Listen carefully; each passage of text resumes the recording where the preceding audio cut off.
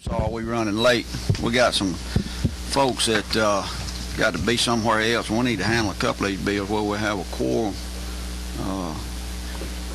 If you went and got a steak biscuit, go ahead and eat it, because that's agriculture products in action right there. And if you didn't get one, don't want to eat one, go get it and throw it away just to get it off the market so cow prices will keep going up. Buddy, would you ask a prayer for us, please? Sure, let's pray.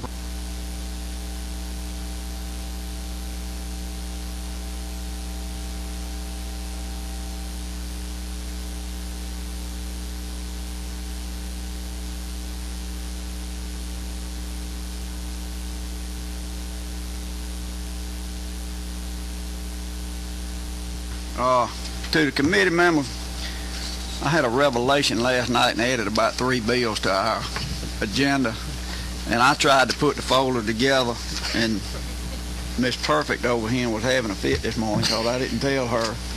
So if they messed up, it's my fault.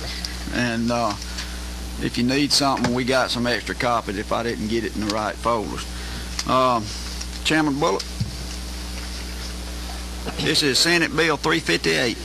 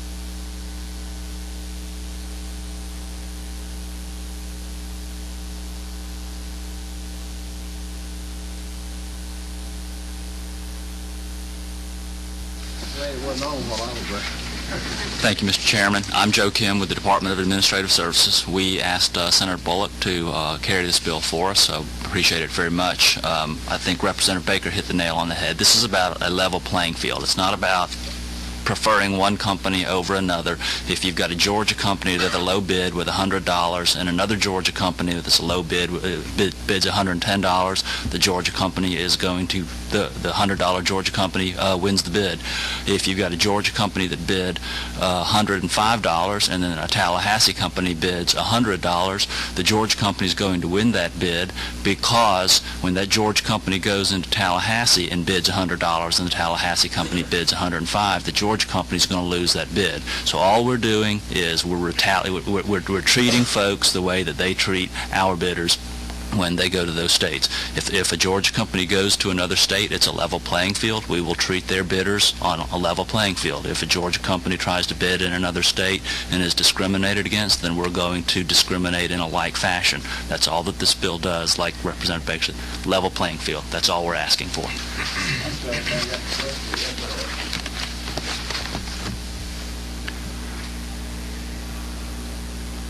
I got one question for you. As an old school board member, I can tell you that local school boards have the option to take whatever bid they want, with one exception.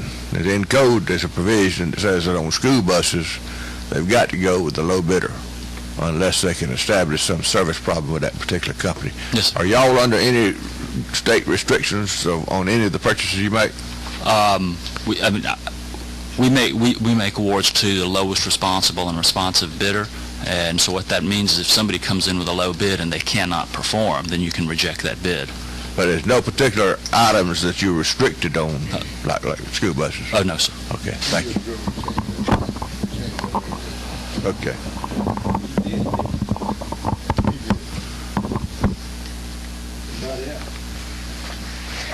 Thank you.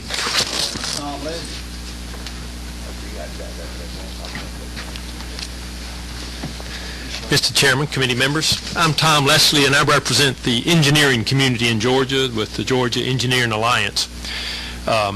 We support the bill, appreciate the author bringing this up.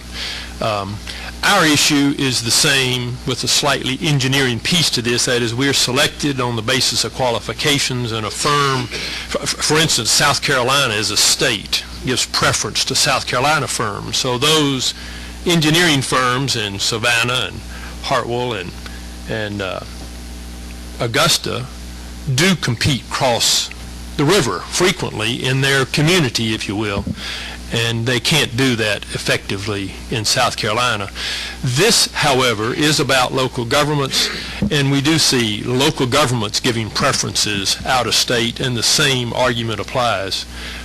We do support the notion of leveling the playing field. We support competition and picking the best firm, but on that level playing field, and we support the bill and hope you all would too.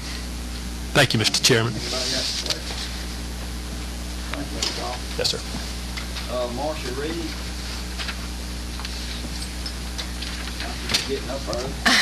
My pleasure.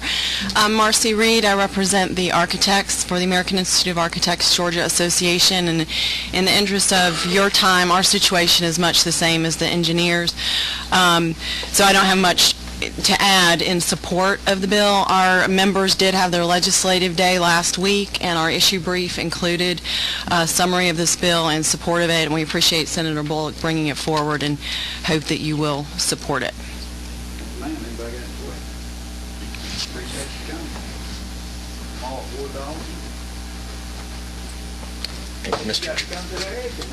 Yes, sir. Well, we were here a year or two ago on a fire sprinkler bill.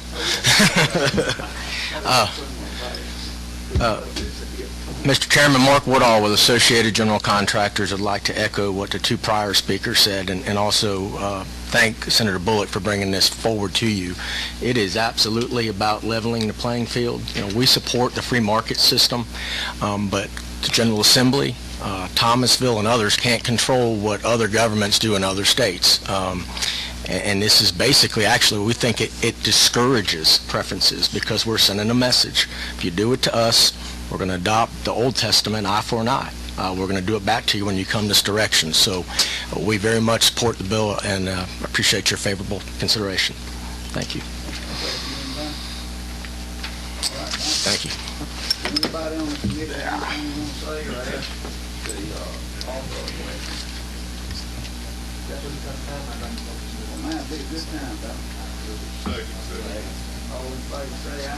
Aye. Opposed, no. All right, thank y'all, Mr. Chairman. Mr. Chairman, I hadn't really talked to anybody about carrying it. Anybody that would like to do this? You want to carry mine? Today. Thank you, Mr. Chairman. So you can tell the rules there. Jay Powell. Jay Powell's Oh, going to carry okay, that'd be good. it. Jay carried the other one the other year, and he's very familiar with this situation. All right, Thank you.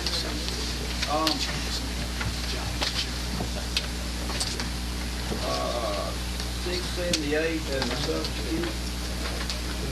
I think the language got worked out. Yes, sir, Mr. Chairman. Good morning, everybody. Make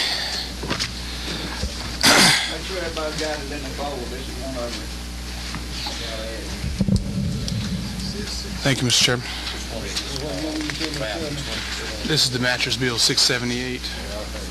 You should have a committee substitute on there. We're looking at a ALC 35-261 5E.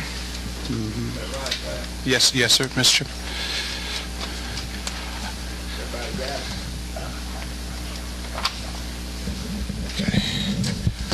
Well, okay. I want to thank the committee for hearing this bill today, and thank you, Rick, for actually the changes to this bill that differentiate new material from existing material in thrift stores with new definitions actually gives me peace at night, because I wouldn't want the goodwill to be mad at me, I tell you. So beginning on line 27 of the bill, that's the introduction to the new language, basically by placing resale by combining new material and previous used material. And then subsequently line 31, section 8, 36.9, 39A, and 50C go into defining the process, what thrift stores mean, actually, used article bedding of clothing. It goes into details like that. Line C, number 50, the provision of this code shall not apply to a person who is not a manufacturer, renovator, or reupholsterer, or who sells or donates used articles of beddings to or from a thrift store. I think Representative Jasper most definitely wanted to call attention to pointing out that thrift stores, and particularly his areas, were protected, and we've complied, the committee substitute to that. And line 59, section A, B, and then going on 71A and 87B are also new items that we've added to the bill to freshen up the language in accordance to further separating the material process of sanitizing mattresses versus thrift stores, what thrift stores would have to actually go through. Okay.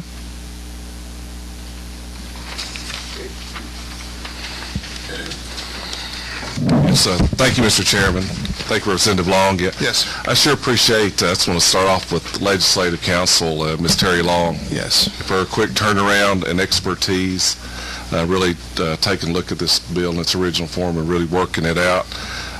I do believe now that that this does protect, our thrift stores and all those good folks that resell things in our state, and I appreciate Representative Long helping us with that. Thank you. Anybody else have a question for Jimmy, did y'all have anything? No, sir, I don't know that the substitute's going to change the rough fiscal note we've produced, but other than that, I don't think that we have anything.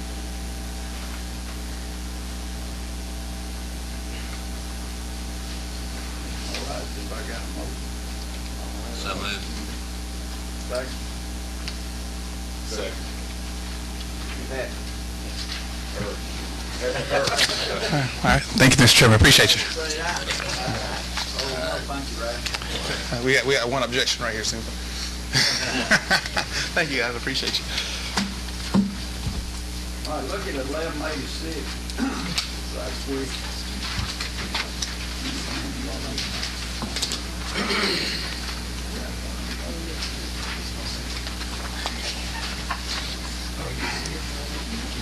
What this is a bill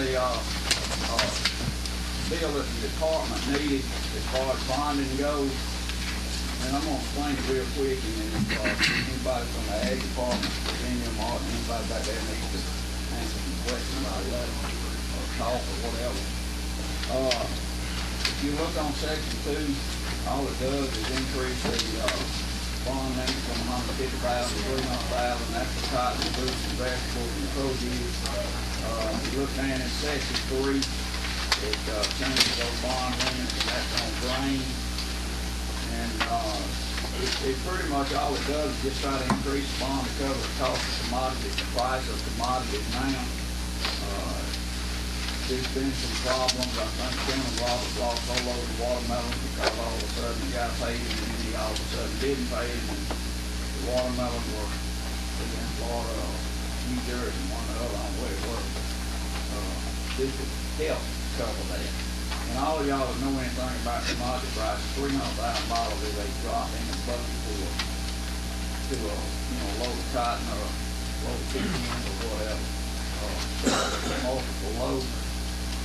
But it might be a discouragement for somebody to stick it to a few. So if anybody has any questions, I would love for Sydney or some of them to talk. Thank you, Mr. Chairman. Jack Spruill is here from the department. He's our head of marketing, the marketing division, which this falls under his division if anybody has any questions. Jack, you want to say anything? Other than the fact that your neighbor showed up today for your bill.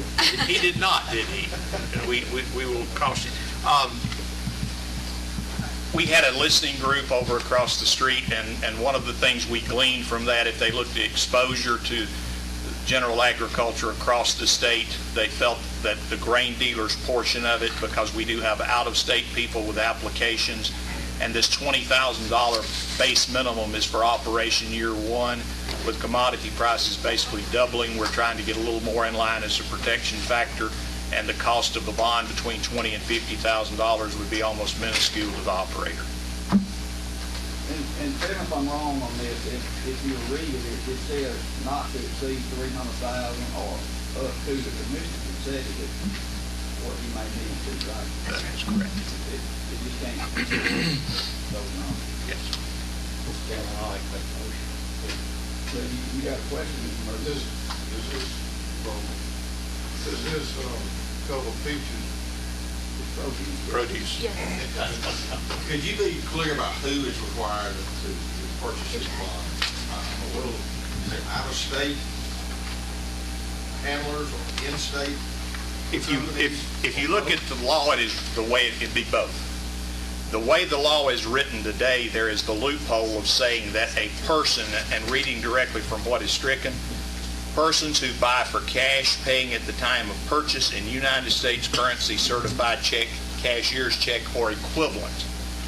We have tried to stricken that, and we're wanting everybody to at least be a licensed person. What has been happening in days gone by is the good old boy method, so to speak. Someone will come to your farm, purchase peaches, watermelons, whatever, and over a period of time a trust is developed and suddenly a check in place of a cashier's check, and we have no record of that person, even a true physical mailing address. So anybody who purchases directly from the farmer in the state is supposed to be a licensed produce dealer regardless of the state of his business. If Lee Allen comes to his farm and buys a trailer load of peaches, cash money taken back to Columbia County, selling that kind of county, as far as the license goes. Farmer to farmer's. Farmer to farmer's the same. Right. This is a dealer. Walmart, Kroger, license? Yes. Yes. Chairman, I just got a question. What about a pantry? If somebody's going to come to the departments to buy 40 boxes, I mean, is there a, will they have to do that? It's going to take them to a roadside stand and not be cab county? Where's that? We're just talking. If the peddler buys it from Representative Dickey and cash is exchanged, then he's not a dealer. Okay. He buys it. honest.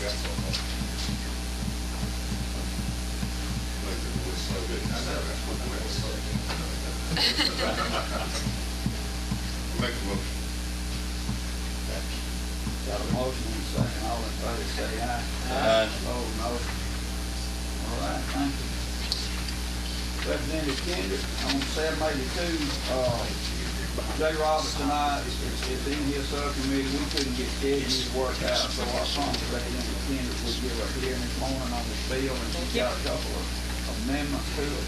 And you got anybody want to talk about it? I do. I have one person here. Okay. Oh, okay. I got it right here.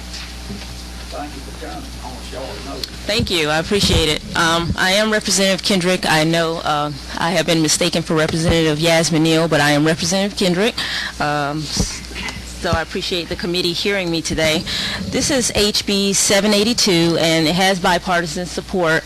And this is my animal registry bill. Mr. Steve Golden is going to speak with you later about his personal experience with animal shelters. But what this bill seeks to do is to have less animals that are killed in the state of Georgia. There are about 4 million animals that are killed in shelters each year in the United States, and about 7.3 million in Metro Atlanta alone that's been spent on euthanizing animals. So this bill seeks to create a registry so that 2 business days before an animal is to be euthanized, animal shelters will have to upload the information to a registry so that rescue groups can have the information, and if they want to transport that animal to their facility, they're able to do so. There are a couple of amendments, but what we've been finding is that there's a large majority of these animals that, for whatever reason, are being euthanized unnecessarily. And so this creates to not only lessen the cost of disposing of the body and euthanizing an animal, saving taxpayers on an average about $105 each occurrence, but also to save the lives of animals throughout the state of Georgia. There are 2 amendments. One was a technical change to include organization in the definition of person, and then the second one was to allow for these animal shelters to charge non-resident rescue groups a small fee.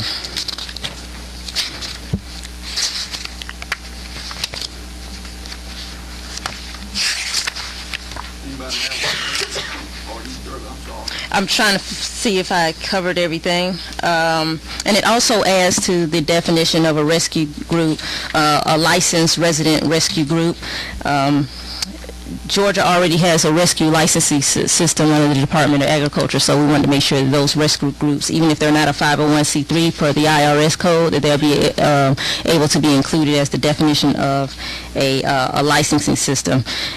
The technical changes are that rescue group was changed to follow the exact definition that's already defined under the Georgia Department of Agriculture chapter.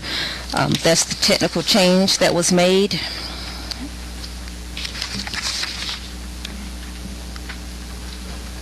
The other change that was made was to change so that animals who are physically suffering are exempted from this provision being uploaded to the registry if they have a written certification from a veterinarian licensed to practice in the state that their prognosis for recovery is unlikely. So those are the amendment changes. Anybody have any questions? Good morning.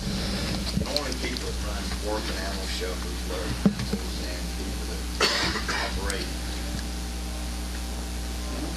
operate animal rescue groups love animals. What makes this bill necessary? Why can't those 2 groups work together to make this happen without us having to make a law as government? Well, I think the statistics prove that even though they could work together, for whatever reason, they're not working together. It's about 71% of animals that are euthanized between dogs and cats and any other animal. What we're finding is that shelters or rescue groups, when they approach shelters to see if they can have animals, they're not only being denied, but subsequently, a majority of those animals, more than a majority of those animals, are subsequently being euthanized. And so even though they could work together, what we're finding is they're not working together. Do you know why the animal shelter would not work with the rescue group? Why are they denying them?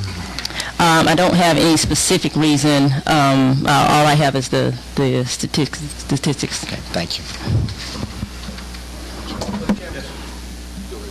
Go ahead. I think it's Jimmy right. I supervised, I was Grady County Animal Control for probably 35 or 40 years.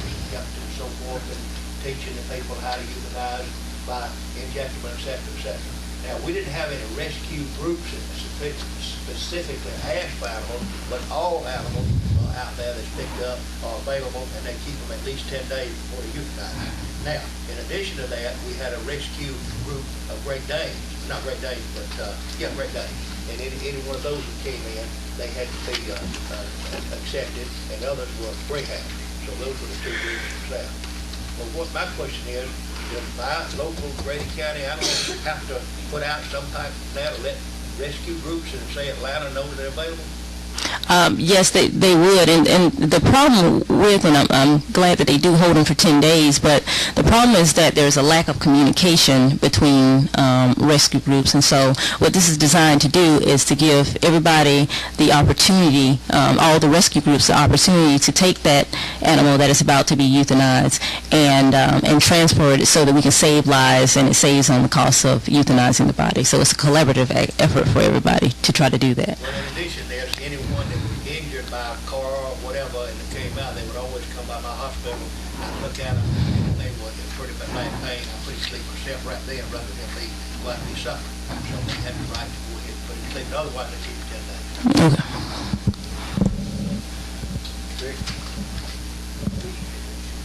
Thank you.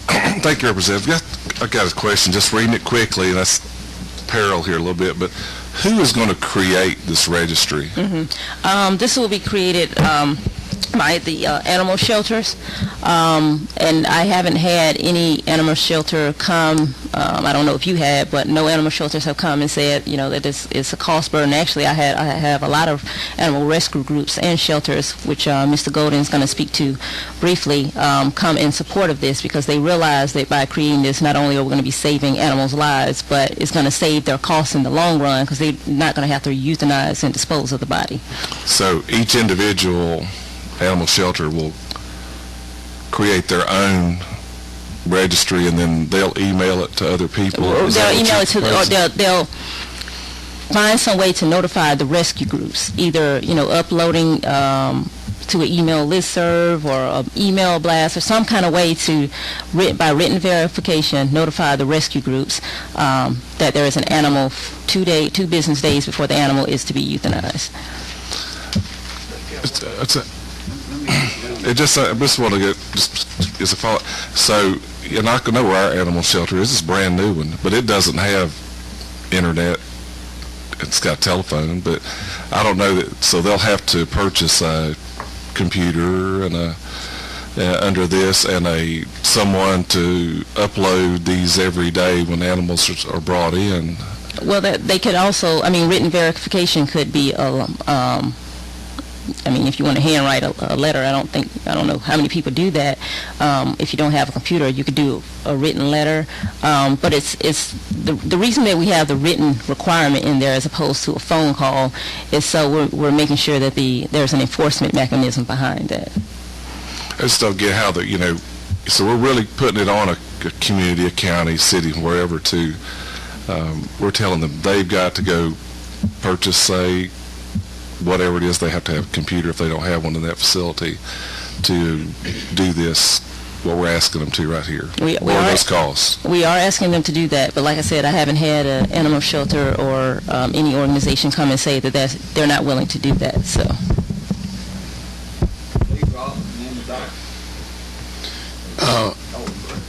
Representative, have you done a physical note on this?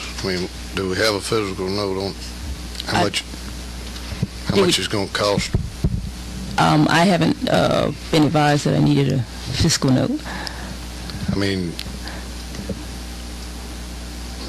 Don't we think we need to look to see how much it's going to cost like, I mean, I'm getting it, what Representative Jasper's saying. We need to see how much it's going to cost across the whole state. And then I had one other question was, you say 48 hours, but then someone says they're going to come get the dog or the cat, and we on the way, but we can't make it there in 48 hours, but we be there the next day. And then that next day never comes. I mean, what's your answer to that situation? I only got half of that, so you're saying that... In other words, somebody say, we coming after the dog or the cat, but then actually they say they notify you, but then they may be 72 hours before they get there. Mm-hmm. And on the bottom line, they never did show up. Mm-hmm. So, I mean, have you thought about this issue also? Well, I think what would happen in that situation is, if they go back on the list to be euthanized, then the process would just repeat itself, where they would get the 48-hour notice before the animal is to be euthanized. I worry about this amendment you have about euthanizing a suffering animal that you will have to get a veterinarian, which adds more cost to it. I don't know what the procedure is now where you have to have a veterinarian to. Obviously, I think you don't. So it just seems like another step or another cost putting on the shelter that can't go ahead and make a decision on their own to euthanize the dog or cat there. So it just concerns me that, if I'm reading that right.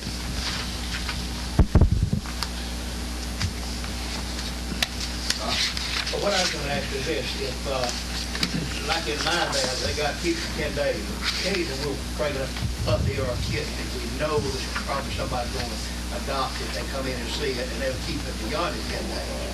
But my question to you is, the rescue group, we got dogs that need to be put down, they've got a space filled, and they got 30, 40 dogs there, it's costing them to feed and so forth, and the rescue group are they going to call they're going to call them every day to go out and sit it on a, how many days, most of 10 days, euthanasia they're doing now, they'll have to keep these animals before somebody comes down, and like you said a while ago, if they don't come, then what are they going to do with them? There is... Certainly on the terminology here. Now, I believe there is a section on line 62 through 64. So the rescue group would have to respond to the notification. So 2 business days before the animal is to be euthanized, then the notice goes out to the rescue groups. Then within 24 hours, a rescue group that wants the animal would then have to respond to the notification, and then they're given 2 full business days in which to pick up the animal, and to respond what the last representative said, after that such time, then they would just repeat the process over again and upload them again to the registry. If you're talking about them not picking up the animal. Not picking up the animal. Is that your question? What happens if they don't pick up the animal, like the last representative's question? You mean you're talking about that where the animal control is picked up and fed, and the owner doesn't come back? What do you talking about doesn't pick up? Was your last statement question to the statement? What happens when they given the notice and the rescue group wants to pick up the animal, but then they never show up? Right. Then do they go ahead and put them down within, say, a day or 2 or 3 days? I mean, if the rescue unit calls my local animal control and says, we've seen it, we got 5 dogs there we'd like to rescue. Our program is we put them to sleep in 10 days if they comes out. And we on the 8th day already. Okay, the 10 days come up, ordinarily they've been put down. Rescue said they're going to wake them up.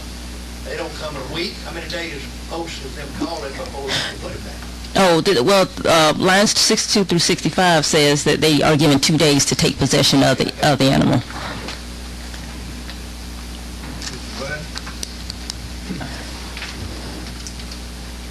Thank you, Mr. Chairman. I appreciate the bill. and your love of animals, and I think that our shelters do have that same love of animals.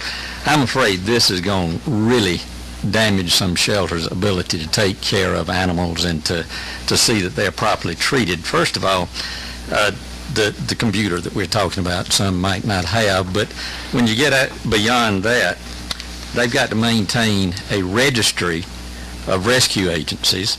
They've got to police that registry to ensure that those on the registry, let's say it said the registry may include at the discretion of the animal shelter any rescue group, and I don't understand this, that has requested that its name be placed on the registry and that has not met the qualification of Section 501c3. What is that about? Could you tell me what line that's Yeah, on? sure. That's on line 30 and following.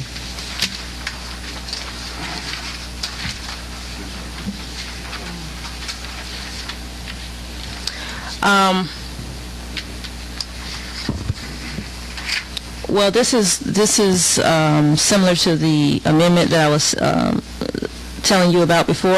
Originally, we had in the bill that it would just have to be 501c3s under the IRS code that would be included as part of the rescue groups. And what this does is allow for a broader base of rescue groups to be included at discretion of the shelter, in addition to the rescue groups that have been already licensed under the Department of Agriculture. All right, and then on line 77 begins a list of things that a shelter must keep the records of and have them provide for public inspection on a monthly or yearly summary. What concerns me is many times rescue shelters might not be staffed properly to do all of this record keeping is going to be tremendous under this bill, and it's also going to require new equipment. I'm just concerned that we're going to take time away from those in the shelters that should be used to care for these animals and make sure that they are properly placed, just by creating a burdensome bureaucracy for them to go through to do this. And then the last question is, what penalty is involved if they do not do the things required in this law? Okay. Hold on. See if I can find it. I don't believe we included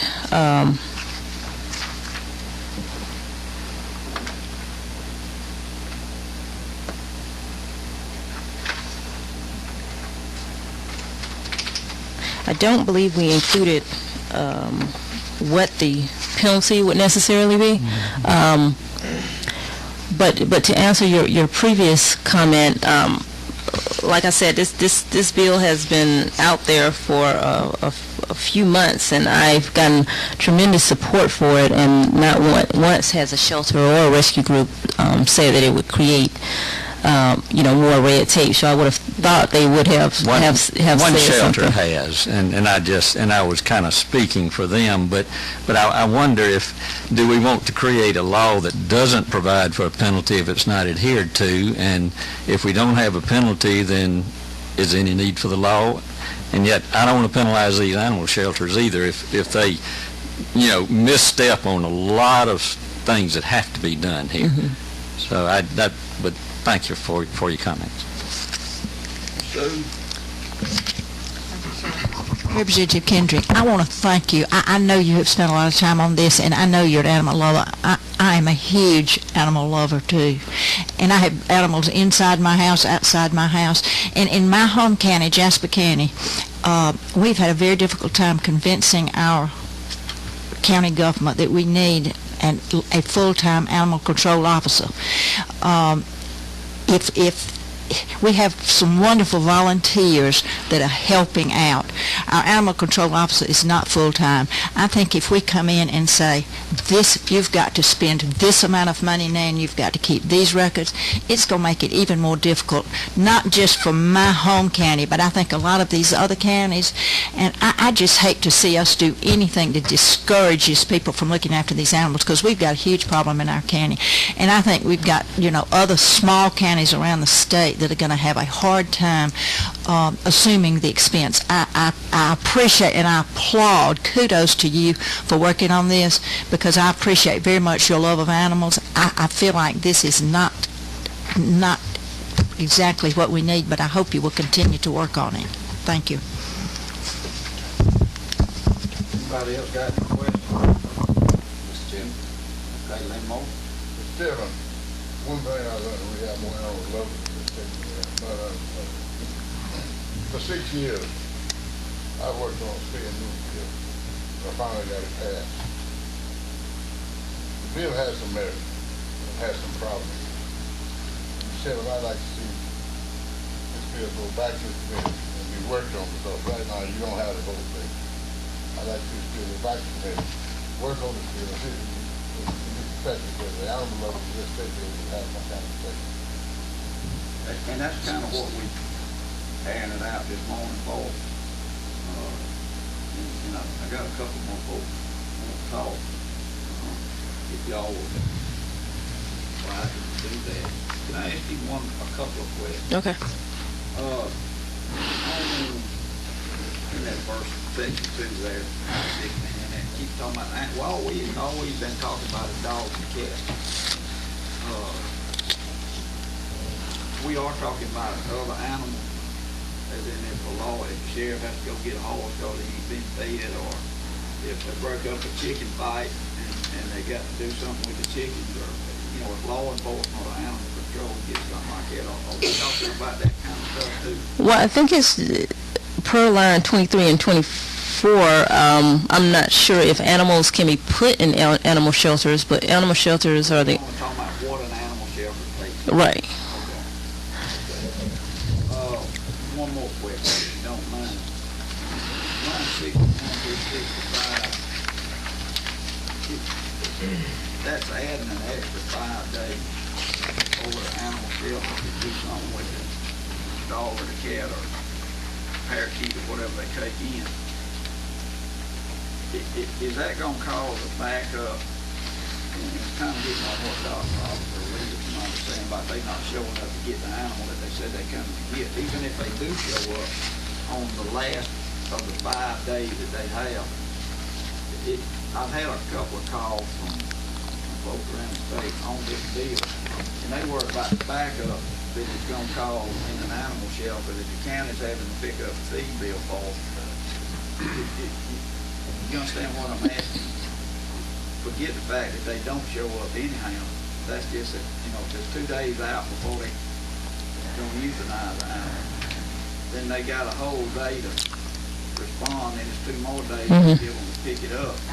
That's an extra 5 days, past 2 days before when they're supposed to put the dog to sleep, cat or whatever.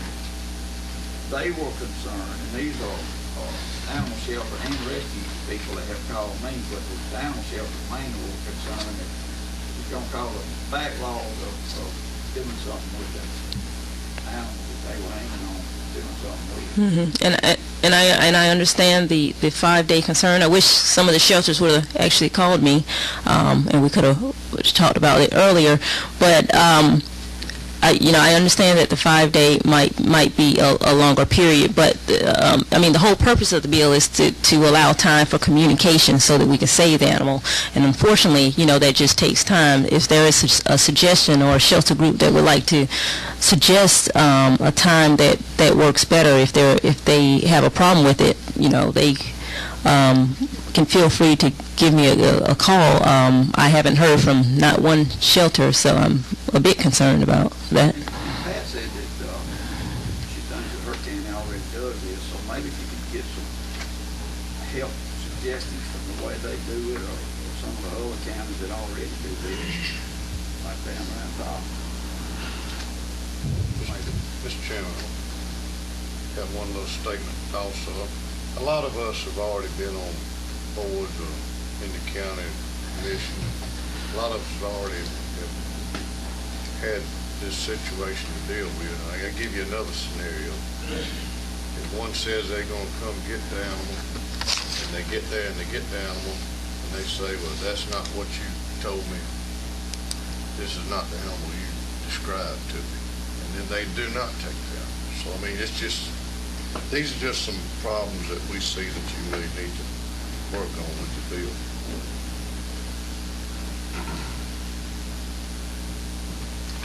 We got a couple more folks on testify. Steve, Golden.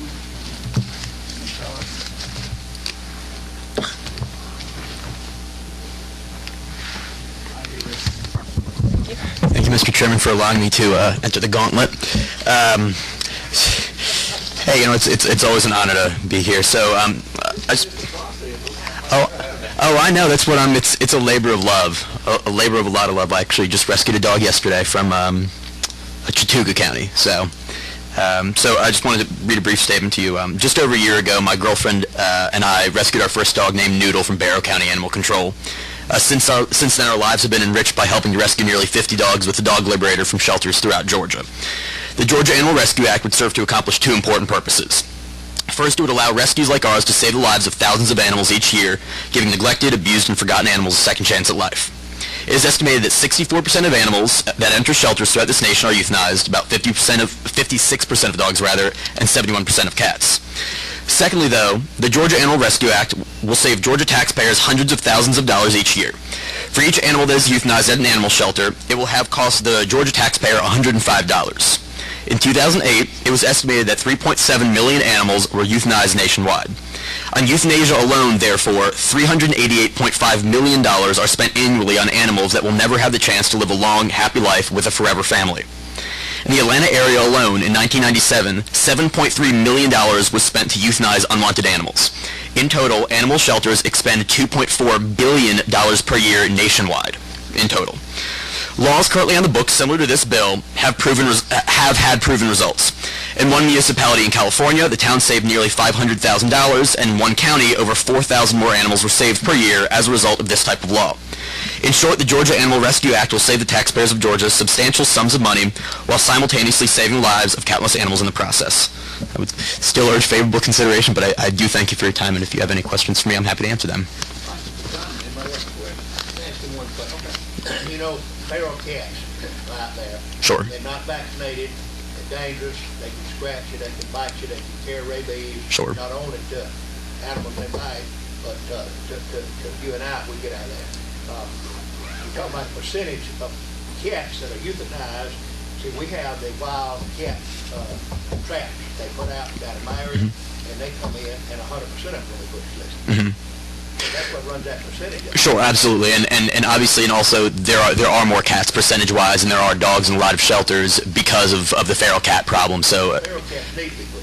Absolutely, and I think that this bill, at least the intent of it, would be to provide for dangerous animals like feral cats are often quite a bit more dangerous, and also, as you said, Representative, do carry rabies.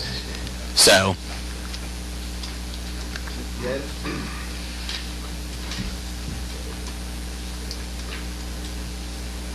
Let me thank both of you for being here with this bill. And let me go back and reiterate, I think something that several of us here have mentioned, that a number of the people sitting here on this committee have been involved in local government and have been involved with local rescue operations and animal control operations, and are well aware that any time we can get people to accept animals from these shelters, it saves the taxpayers money, the local taxpayers money, and it's almost incomprehensible for me to perceive that we would have a shelter that would not welcome anybody that would take these animals. And you cited some statistics about some place in California where they had implemented a law like this, and it saved a whole bunch of money. Now, in other words, I would be interested in seeing this sort of data that I felt like that was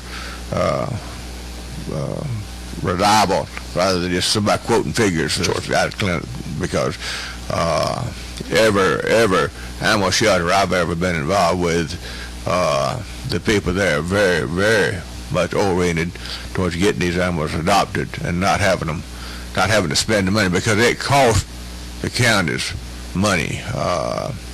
I don't think Representative Dickey mentioned a while ago about not having to have a vet to euthanize them. I think with the laws we passed this here recently, if they're doing it without a vet, there's a vet that's risking his license by allowing these drugs to be used without his administering them. So this is a big cost to local governments, and I think everybody involved would like to reduce this cost. And Representative, I'd be more than happy to provide you with those statistics. I don't have them on me, but I'd be more than happy to provide you with those. All right, thank you, sir. Thank you.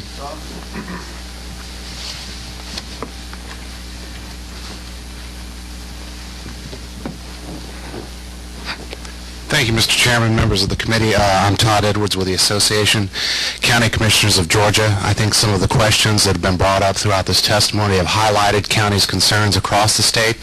This bill we oppose, House Bill 782. It's not because we have any distaste or hate for animals. I have 2 cats myself, both of which were adopted from after the Katrina wake. Our concern is the regulatory and administrative costs that will place on our already burdened, financially strapped local governments. It's going to require additional staff. I think a lot of counties are already struggling to either establish or maintain their local animal shelters, and this will only exacerbate the challenge in that area. Ultimately, if this passes, a lot of them will be forced to close, and in the long run, this will ultimately be to the detriment of the animals that both we and the groups and proponents of this bill are trying to help in the long run. As far as not hearing from animal control officers, I have on this and several other bills out there. Should this bill progress, I assure you that you all will. Rescue groups are always welcome to come visit the shelters to care for these animals. I think a lot of them have partnerships that are working quite fine with their animal shelters. That has not changed, will not change, and ultimately if this is a cost savings to counties and county animal shelters, you will see a lot more of them adopt them around the state. I could go into other details, but I think the committee has addressed them appropriately. With that, Mr. Chairman, I thank you for your time and consideration. President Kendrick, thank you. And you kind of heard what the concerns are. We can fix on that stuff. Okay. Also, look in your folders, kind of goes along with this. There's a financial statement from the department on the Pay Meter program. Vicki, if you want to say anything about this, That's just the annual report we're supposed to turn in, given the status of the fund. if you look at the numbers, they paid out $260,000 in debt fees to help alleviate some of these problems with animal shelters. As far as the Pay Meter program goes, and they did 4,823 animals. Is that right? Last year, Yes, sir. which is a good thing. And that's based off the dog and cat tag. Donation.